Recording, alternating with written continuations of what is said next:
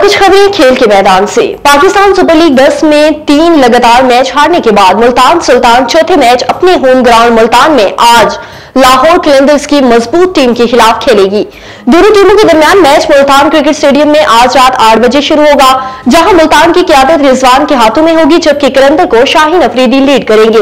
मुल्तान के कप्तान मोहम्मद रिजवान ने कहा है कि हमारे अगले दोनों मैचेस हमारे फैंस के सामने है। ये अच्छी बात है, लेकिन हमें अच्छी क्रिकेट खेलनी होगी। फील्डिंग पर तवज्जो देना जरूरी है, क्योंकि फील्डिंग की वजह से मैचेस हमारे हाथ से निकल रहे हैं। फील्डिंग पर काबू कर लिया तो हमारा पूरा टूर्नामेंट अच्छा हो जाएगा।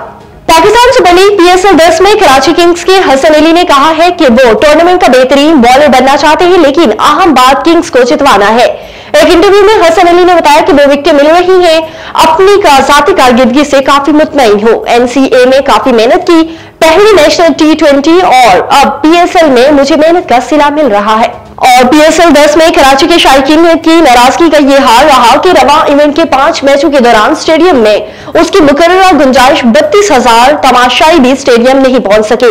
किसी दिन में तमाशाइयों की तादाद 10,000 की हद से भी छू रही थी। पीर को तमाशियों की तादाद में मामूली इजाफा देखने में आया। हाल स्टेडियम की अहम वजूहात में सख्त सिक्योरिटी, खाने पीने की अशिया, महंगे दामों पर फरोख्त, मैचों का यकतरफा होना अहम अनासर है। इनामात की भरमार भी तमाशियों को राग़िब न कर सकी।